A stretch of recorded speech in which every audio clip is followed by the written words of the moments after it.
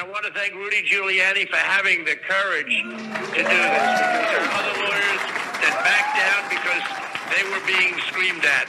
Rudy is the greatest mayor in the history of New York, and there's a reason. He's got great courage, and he doesn't care. He wants to do what's right. This is going to be your crowning achievement because you're saving our country.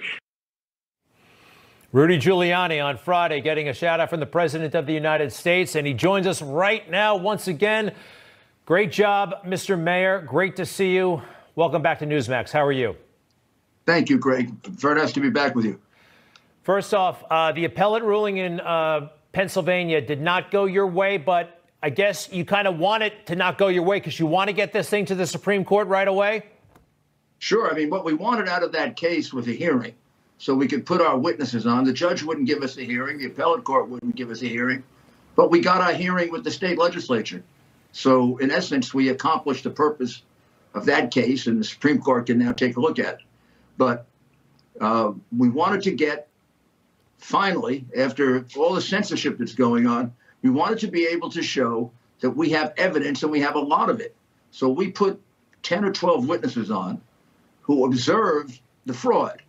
They observed the counting of ballots multiple times, the same ballot being entered in a machine multiple times. They observed the complete isolation of the Republican inspectors for well over 600,000 ballots. And the only reason that was done is so that they could cheat. They didn't want to be observed cheating.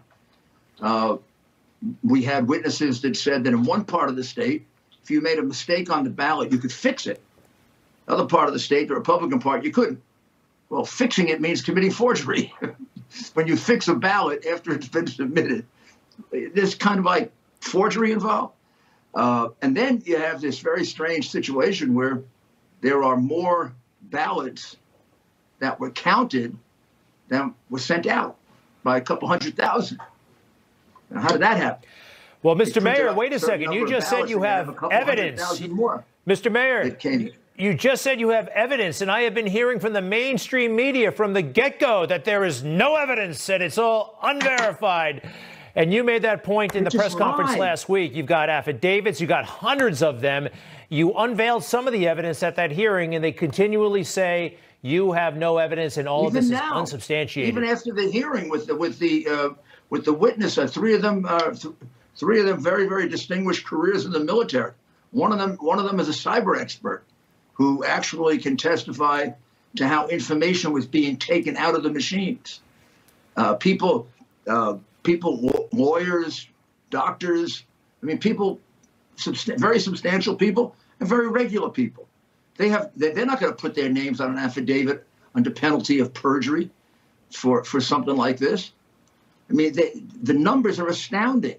They cheated with over 700,000 votes.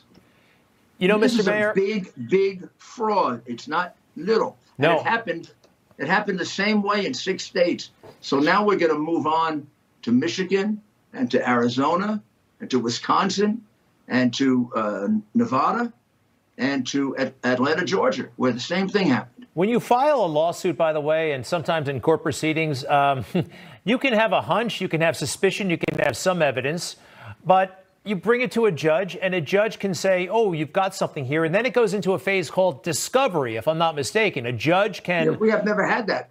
We were deprived of that by the judge. The judge just threw us out. He threw us out. He decided the claims weren't true. He just threw us out.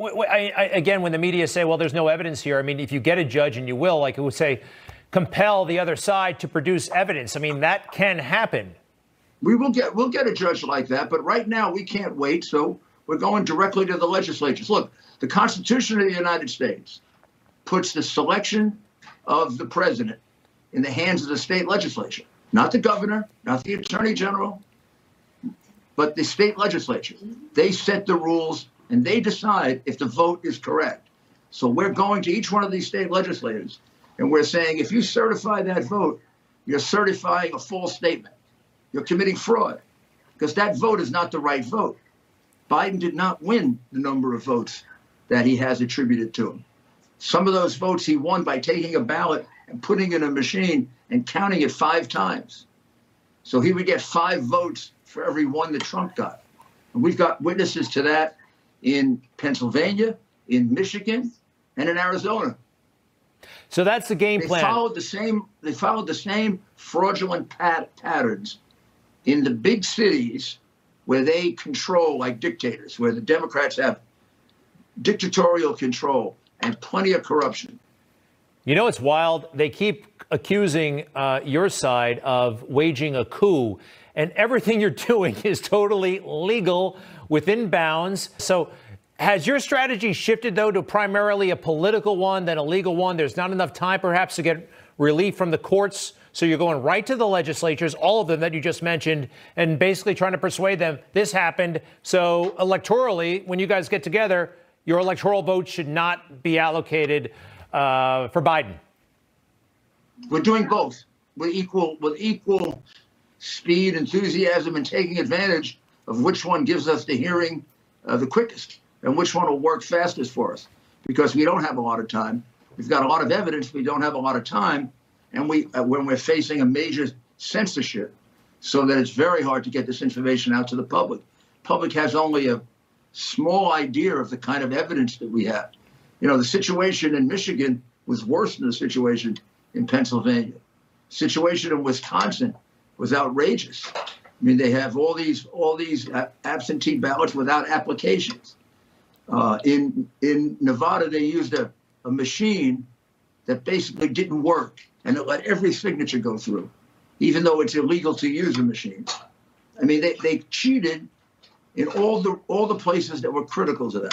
And you know they did, because Trump was way ahead on the night of the election.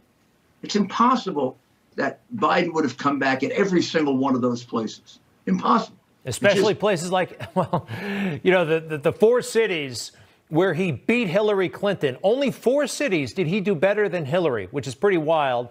Milwaukee, Detroit, Atlanta, and Philadelphia happen to be key cities in great big swing states run by Democrats. I think there could be something there, don't you think?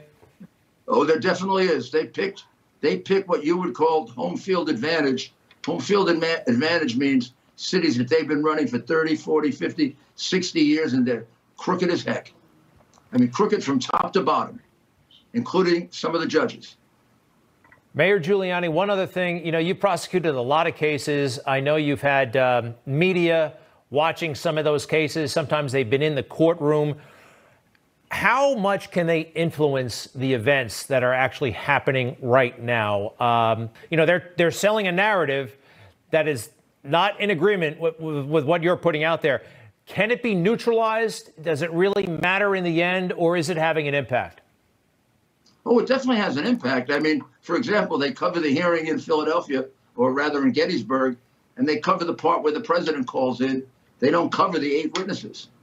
If that were the other way around, if it were the presentation of witnesses against Donald Trump, every single one of those witnesses would be on for days, like they did during the Trump phony impeachment hearings. Well, Mayor Giuliani, we covered the whole thing, but I will say this: we started the segment with the president's praise of you, because we just thought it was a nice moment. But we had the whole thing on TV. Thank you, Greg. Happy Thanksgiving. Happy Thanksgiving to you. Best to Andrew Giuliani, the family, and our best wishes to the president as well and the entire team. Thank you, sir. You too.